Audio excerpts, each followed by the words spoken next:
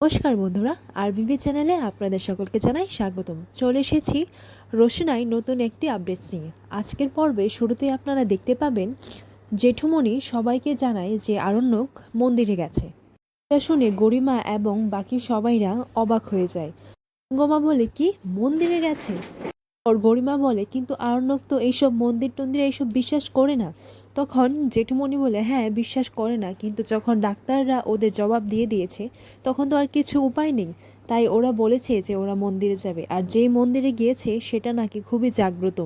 এই মন্দিরে পুজো করে যদি ওই পুজোর ফুল অসুস্থ মানুষের কপালে ছুঁয়ে দেওয়া হয় তাহলে মরা মানুষও নাকি বেঁচে ওঠে।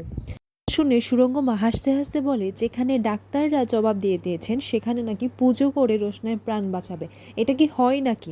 এরপর এইদিকে নার্সরা এসে বলে, আচ্ছা আপনারা কি রোশনাইয়ের বাড়ির মানুষ? তাহলে আপনাকে একটা কথা বলে দিই, রোশনাইয়ের অবস্থা কিন্তু খুবই ক্রিটিক্যাল, যে কোনো সময় যে কোনো কিছু হতে পারে। এইদিকে আরণক গিয়ে দেখে যে মন্দিরটা বন্ধ হয়ে আছে। অর্ণব বলে, ছোট মন্দির তো বন্ধ, এবার কি করব? এরপর ছোট বলে, যতক্ষণ না অব্দি মন্দিরটা খুলছে আমাদের তো অপেক্ষাই করতে হবে। তখন আরণ্যক বলে, ছোটু আমাদের কাছে সময় নেই, ওদিকে সময় পেরিয়ে যাচ্ছে, অপেক্ষা করলে হবে না। আরণ্যক কিছু দূরে একটা ভেজা মাটি দেখতে পায়। এরপর আরণ্যক বলে, আচ্ছা ছোটু, আমি যদি এই ভেজা মাটি দিয়ে ঠাকুরের মূর্তি তৈরি করে আমি যদি পুজো দিই তাহলে কি হবে? তখন ছোটু বলে, দেখ বাচ্চা, তুই এসবে বিশ্বাস করিস না, কিন্তু আমি করি। ভগবান কিন্তু সর্ব জায়গায় আছে, সর্বক্ষণে আছে। আর তুই যদি ভক্তি ভরে ভোলানাথের পুজো করিস তাহলে উনি তোর পুজো নিশ্চয়ই নেবেন। এইদিকে ডাক্তারবাবু এসে বলেন, আপনাদের পেশেন্টের যেরকম অবস্থা সেরকম তো নর্মাল ঠান্ডায় খেয়ে তো এরকম হতে পারে না। ড্রিঙ্কের মধ্যে কেউ নিশ্চয়ই ইচ্ছে করে ওভারডোসের বা নেশা জাতীয় কিছু মিশিয়েছেন, না হলে এরকমটা হওয়ার কথা নয়। এটা শুনে সুরঙ্গমা খুবই ঘাবড়ে যায়। তখন সুরঙ্গমা বলে, দেখুন আমরা তো সবাই ওই একই ঠান্ডায় খেয়েছি তাই না? আর ও তো হচ্ছে বাড়ির কাজের মেয়ে, তাই আমরা এতটা ধ্যান করতে পারিনি। কিন্তু হ্যাঁ, ও যদি এতটাই খেয়ে নেয়, এতটা ওভার হয়ে যায়, তাহলে ও তো ওভারডোজ হবেই তাই না? আর এটা তো আমি নিজে এনেছিলাম, আর আমরা সেটাই সবাই খেয়েছি। এরপর গরিমা জিজ্ঞাসা করে, আচ্ছা রোশনাই বাঁচবে তো? তখন ডাক্তারবাবু বলেন, এটার কোনো আমি গ্যারান্টি দিতে পারছি না। এইদিকে দেখা যায় আরণ্যক তার পোশাক ছেড়ে পুজোর জন্য তৈরি হয়ে নেয়। সে ধুতি পাঞ্জাবি পরে তৈরি হয়ে যায়, আর এটা দেখে ছোট খুবই খুশি হয় আর তাকে দেখে অবাক হয়ে তাকিয়ে থাকে যে এই সেই আরণ্যক। এরপর আরণ্যক ওই ভেজা মাটি নিয়ে এক এক করে জমা করতে থাকে, আর সেইখানে ভেজা মাটি দিয়েই সে মূর্তি বানানোর জন্য জায়গা করে নেয়। এদিকে ডাক্তারবাবু বলেন, এখন তো উনি তো কোমায় আছেন, আর কোমার মধ্যে উনি কতক্ষণ থাকবেন সেটা তো জানা নেই, আর সেটা ঠিক করেও আমরা বলতে পারছি না।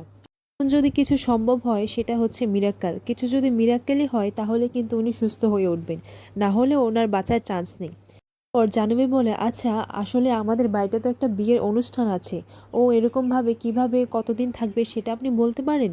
তখন ডাক্তারবাবু একটু রেগে যান। ডাক্তারবাবু বলেন, এখানে একটা পেশেন্টের ক্রিটিক্যাল কন্ডিশন হয়ে রয়েছে আর আপনারা এখন বিয়ে নিয়ে ভাবছেন?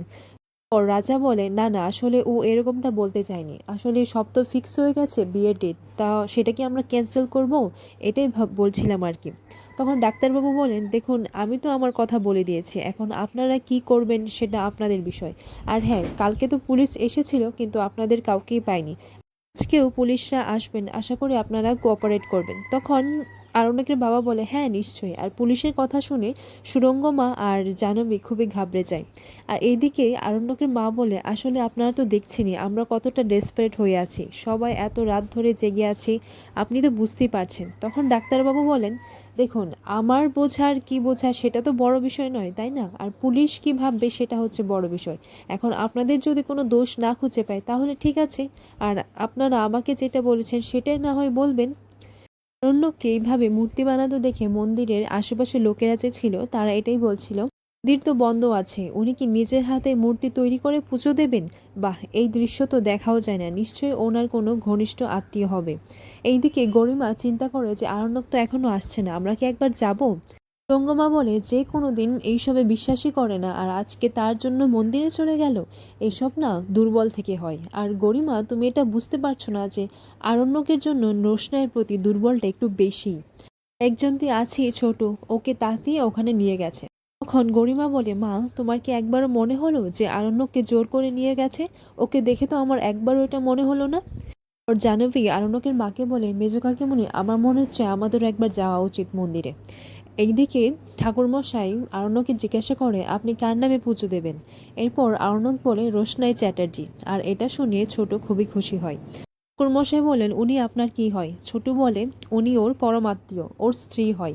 আর এইদিকে আশেপাশের লোকেরা বলে, দেখেছো, স্ত্রীর জন্য এরকমভাবে পুজো দিচ্ছে। সত্যি এরকম ভালোবাসা আজকাল দেখাই যায় না। এরকম দৃশ্য দেখাটাও আমাদের জন্য পুণ্যের বিষয়। দেখো তো কতটা ভালোবাসে। নিজের স্ত্রীর জন্য, নিজের স্ত্রীকে সুস্থ করার জন্য ও এতটা ভক্তি ভরে পুজো করছে।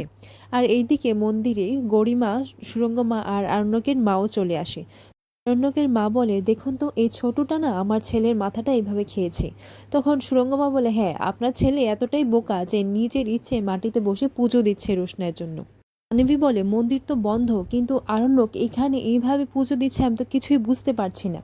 পর গরিমা আর সুরঙ্গমা আরণ্যককে জোর জোর করে ডাকতে লাগে, তো আরণ্যক তাদের ডাকে সাড়াই দিল না। আরণ্যক ভক্তি ভরে পুজোয় মগ্ন ছিল। আর এভাবেই আজকের পর্বটি শেষ হয়।